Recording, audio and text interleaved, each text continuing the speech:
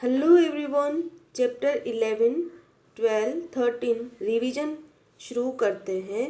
तो रिवीजन में चैप्टर 11 है हमारा इब्न बतूता।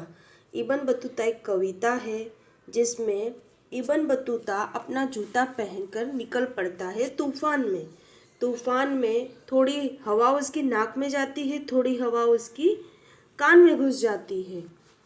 कभी नाक को कभी कान को मलते हुए इब्न बतूता इसी बीच तूफान में निकल पड़ा और उनके पैर का जूता निकल गया और वो जूता उड़ता उड़ता जापान पहुंच गया। इब्न बतूता खड़े रह गए मोची की दुकान पर। जो इब्न बतूता है वो तूफान भरी हवा में निकल पड़ता है और उनका जूता उड़ता उड़ता जापान पहुंच जाता है और इब्न बतूता मोची की दुकान पर खड़ा रह जाता है। इस कविता में इब्न बतूता के बारे में इतना बताया गया है कि उनका जूता उड़कर जापान पहुंच जाता है। अब हम चैप्टर 12 शुरू करते हैं जो है हाथी और खरगोश की कहानी। यहाँ पर हाथी और खरगोश की कहानी है। इसमें बताया गया है कि जो एक जंगल था उसमें तालाब था। तालाब के किनारे गीली जमीन में बहुत से खरगोश अपने घर बनाकर रहते थे। वे दिन भर इधर उधर कूदते थे और नरम नरम घास खाते थे और अपने घरों में रात को आ जाते थे। वे बहुत खुश थे। उसी समय कुछ हाथी जंगल में आकर रहने लगे। हाथियों के झुंड में कुछ शरारती हाथी थे जो अपनी सूंड से पेड़ पौधों को गिराते थे। जमीन में गीली जमीन में वे लेटते थे तो जो बिल थे खरगोशों के वो दब जाते थे, जिससे बहुत से खरगोशों के परिवार दब गए थे गीली जमीन में।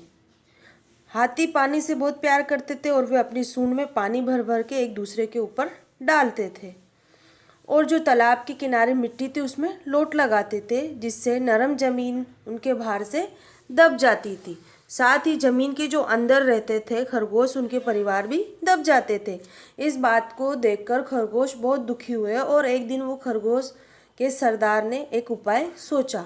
वो अपने कुछ साथियों को हाथियों के सरदार के पास ले गए। कुछ दूरी पर बैठकर खरगोश सरदार ने हाथियों के सरदार से हाथ जोड़कर नमस्कार किया। हाथी ने सूंड उठाकर भी अपना नमस्कार का उत्तर दिया। खरगोश सरदार बोला, महाराज हम चांद के भांजे हैं और चांद में आप हमारे भाई बंधुओं को देख सकते हो। जो खरगोश है उसने कहा कि हम चांद के भांजे हैं और आप चांद में हमारे भाई बंधुओं को देख सकते हो। हमारे कुछ भाई धरती पर रहने के लिए आए हैं। चंदा मामा रोज हमसे तालाब में मिलने आते हैं। वे आपसे बहुत नाराज हैं। तो हाथी बोला, नाराज हैं? ऐसा हमने क्या किया? खरगोश बोला, तालाब के निकट नरम मिट्टी के कुछ क्षेत्रों में हमने अपने घर बनाए हैं। आपके वहाँ आने से वो दब गए हैं। तो चंदा मामा के बहुत से भांजे उसमें दब गए हैं, इसलिए वो आपसे बहुत नाराज है। खरगोश आगे बोला, वे रात को तालाब में आएंगे, उन्हें देखकर अच्छा नहीं लगेगा। रात हुई, आकाश में पूर्णमासी का चांद पूरा निकला। हवा तेज थी, तालाब में हल्की हल्की लहरें उठ रही थी।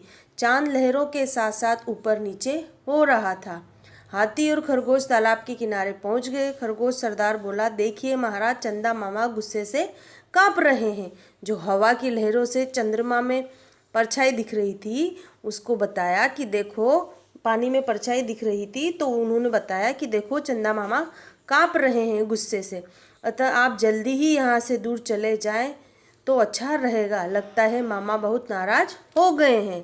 हाथियों के सरदार ने अपने साथियों की ओर देखा तो वो सब बहुत डरे हुए थे और उन्होंने सबने अपनी सूंड उठाई और चंदा मामा से माफ़ी मांगी और वे क्षमा मांगकर दूसरे जंगल में चले गए और कहा कि अब हम ऐसा काम नहीं करेंगे जिससे दूसरों को तकलीफ हो। तो यहाँ पर हाथी और खरगोश की ये कहानी थी, जिसमें हमने जाना कि खरगोश हाथियों की वजह से परेशान हो जाते हैं। फिर वो एक उपाय सोचते हैं जिससे वो चंदा मामा को अपने भांजे कहकर और हाथियों को उस जंगल से निकाल देते हैं। अब हम चैप्टर 13 शुरू करते हैं जो है आगरा की सैर। आगरा की सैर एक यात्रा का वर्णन है जो शताक्षी ने किया है कि शताक्षी के चाचा जी आगरा में रहते थे। दशहरे के कुछ दिन पूर्व उनका पत्र आया था। उन्होंने उस पत्र में बड़े प्यार से उन्हें आगरा बुलाने का कहा था। अतः शताक्षी जो है उसकी छुट्टियां लग गई थी दशहरे की, तो उन्होंने आगरा जाने का सोचा। वहाँ जाकर वो जो उसके चाचा थे वो ताज तंग में रहते थे, वहाँ पर सबने खाना वाना खाया। फिर शाम को उन्होंने ताजमहल घूमने जाने का कार्यक्रम तय किया। लगभग 1 घंटे बाद वे ताजमहल के सामने खड़े थे। वो शताक्षी जिसने चित्रों में ही ताजमहल को देखा था, आज वो असली में पहली बार देख रही थी। सफ़ेद संगमरमर से बनी वो इमारत जैसे उसको अपनी ओर आकर्षित कर रही थी। ताजमहल के भीतर अनोखी सुंदर कलाकारी देखकर वो चकित रह गए। भीतर जाकर उन्होंने जगह देखी जहाँ शाहजहां और बेगम मुमताज की कब्र बनी थी।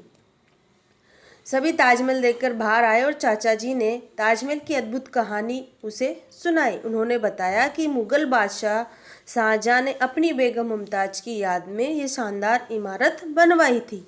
आज विश्व के अधिकांश पर्यटक इसे देखने आते हैं। जो ताजमहल है वो बाहर के, हमारे इंडिया के सब लोग उसे देखने आते हैं, क्योंकि जो शाहजहां है उन्होंने अपने मुमताज़ की याद में बनाई थी। वहाँ से निकलकर हम पास में स्थित बाजार में पहुँचे। वहाँ पर उसने अनेक खिलौने और छोटे छोटे संगमरमर के बने हुए ताजमहल सब देखे वहाँ पर। फिर अगले दिन वो फतेहपुर सीकरी और सिकंदरा देखने का उन्होंने प्रोग्राम बनाया। वो सुबह ही जल्दी नाश्ता कर कर फतेहपुर सीकरी के लिए चल दिए। फतेहपुर सीकरी में लाल पत्थर की बनी विशाल और सुंदर इमारतें शताक्षी देखकर उसका मन खुशी से खिल उठा। वहाँ से लौटते समय सब लोग सिकंदरा देखने गए। शताक्षी के चाचा जी ने बताया, ये मुगल बादशाह अकबर का मकबरा है जिसे उन्होंने स्वयं अपने जीवन काल में बनवाया था। अगली सुबह घर लौटते समय चाचा जी ने शताक्षी को आगरा के बारे में लिखी हुई एक सुंदर पुस्तक भेंट में दी। शताक्षी के चाचा जी ने कहा, मैं इस पुस्तक को हमेशा संभाल कर रखूंगी। जो शताक्षी है उसने अपने चाचा से कहा कि ये जो पुस्तक है इसे मैं हमेशा संभाल कर रखूंगी। तो यहाँ पर हमारे तीनों चैप्टर का रिवीजन हो गया है। आप सबको भी घर पर अच्छे से रीड करना है। Thank you so much. Have a nice